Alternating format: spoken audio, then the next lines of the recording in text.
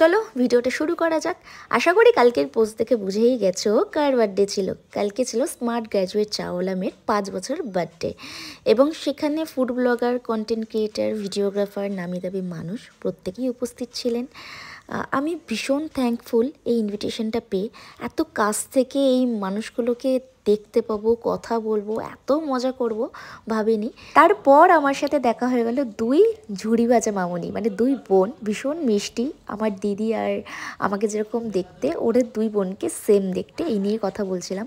তারপর বেশ আমরা ফটো তুললাম। ও দেখো, উজ্জ্বল দা আর আমেরিকান দাদা, কি বলবো, যতই বলবো কম। সত্যি ভীষণ ভালো লাগছিল, এত কাছ থেকে ওনাদের সাথে কথা বলছিলাম দাঁড়িয়ে, এটা আমার কাছে অনেক বড়। তারপর সোনামার গিফটটাও দিয়ে দিলাম, এত বকবক করছিলাম ভুলে গেছিলাম। তারপর গেলাম, সোনামাকে আমি একটা রূপোর ছোট্ট ব্রেসলেট গিফট করেছিলাম, আর ও সেটা খুব পছন্দ ছিল, ইমিডিয়েট সেটা পরবে। তারপর দাদা বললো একটু দুষ্টুটা হয়ে যাক, তো চলো। ভিডিও কমপ্লিট করতে করতে এই যে দেখতে পাচ্ছ ইভেন্টের যে মেয়েরা এসেছিলেন, তো তারাও বেশ ফটো তুললো। ভীষণ ভালো লাগে এইসব জিনিসগুলো। কি বলো তো, অনেকেই বলে না যে তোমাকে কেউ চেনে না বা তোমার মধ্যে কোনো ট্যালেন্ট নেই, বাট আমার এখন মনে হয় এই ছোটোখাটো পেজেই যেন মানুষ আমাকে প্রচুর ভালোবেসে ফেলেছে। প্রচুর মানুষের ক্রেশ, আমি সত্যি ভাবতেও পারিনি যে এতটা ক্রেশ আমি পাবো, এত পরিচিতি পাবো। তারপর আমি সোনামার বার্থডে কেকটা কাটা হচ্ছিলো, আমি তখন উপস্থিত ছিলাম। আমার গলা শুকিয়ে গেছিলো, ওই জন্য মকটেল কাউন্টারে চলে গেছিলাম। হালকা করে আমি আর দেবজিৎ মকটেল খেয়ে নিলাম। আর এছাড়াও ছিল স্টার্টারে ফায়ার পান আর গ্র্যাজুয়েট চাওয়ালার নিজস্ব চা, আর এদিকে খাচ্ছে কাশ্মীর খান দই বড়া, যেটা হেভি টেস্ট ছিল। আমি সামান্যটুকুই খেয়েছি, দেবজিৎও ট্রাই করলো, দেখি কিরম খেতে, সত্যি ভালো খেতে। এরপরে ছিল চিলি চিকেন ড্রাই, এটা ছিল সুইট কর্ন, আর পাশে ছিল ফিশ বল। ঠিক আছে, আমি সব কিছুই মোটামুটি কম বেশি ট্রাই করে ফুচকা কাউন্টারে গেলাম, মানে বাঙালি মানেই ফুচকা খেতেই হবে। আমি যেখানেই যাচ্ছি সেখানে একটু করে দুষ্টুমি শুরু হয়ে যাচ্ছে।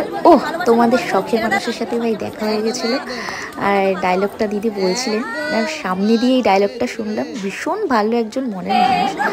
আর এখানে দিদি, মানে হচ্ছে গ্র্যাজুয়েট দাদার ওয়াইফও বলছে দুষ্টু কোকিল, রাজুদাও বলছে দুষ্টু কোকিল, সবাই মিলে দুষ্টু কোকিল দুষ্টু কোকিল। তারপর দেখা হয়েছিল মা তারা অরুণদার সাথে। দাদা যেহেতু মা তারার ভক্ত, তো মা তারার কথাই বলছিলেন। তারপর আমাদের দাদা একটা ডায়লগ দেবে, দেখো।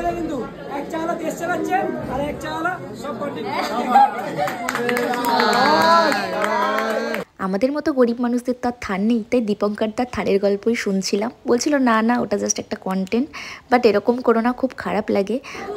দেখো দেখো, কালিদি আর মিষ্টি দি কি সেজেছে, এখানেও দুষ্টু কোকিল, মানে ওরা, আমি যেখানে যাচ্ছি সেখানেই দুষ্টু কোকিল, কেউ ভুলতে পারছে না।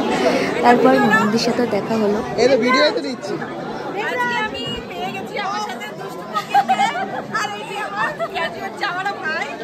তারপর আমাদের কমেডিয়ান পলুদার সাথে দেখা হয়েছিল, উনিও দুষ্টু কোকিলকে ভুলতে পারেনি, তো ওনার ডায়লগটাও শুনলাম। তারপর সৃজিতদার সাথে দেখা হয়েছে, উনিও দুষ্টু কোকিল, দুষ্টু কোকিলে ছড়াছড়ি, ভীষণ। দেখো কিরকম ডান্সটা হলো। ওহ, আমি ফাইনালি হাঁপিয়ে গেছি, এবার খিদে পেয়ে গেছে, তো ভুড়ি ভোজটা করেই ফেলি। তো আমি আমার প্লেটে একদম কম করেই সাজিয়ে নিয়েছিলাম। প্রত্যেকটা রান্নাই কিন্তু দারুণ ছিল। তারপর রাত্রে বাড়ি ফিরলাম, তাও গাড়ির যেখানে পার্কিং করেছিলাম সেখানে গাড়িটা পেয়ে গেছিলাম। ভেবেছিলাম ঘুমিয়ে পড়বে, আমাদেরকে অনেক রাতে হয়তো হেঁটে হেঁটে যেতে হবে। তোমাদের প্রিয় কন্টেন্ট ক্রিয়েটারকে একটু নামটা লিখে যেও, আর কীরকম লাগলো ভিডিওটা অবশ্যই কমেন্ট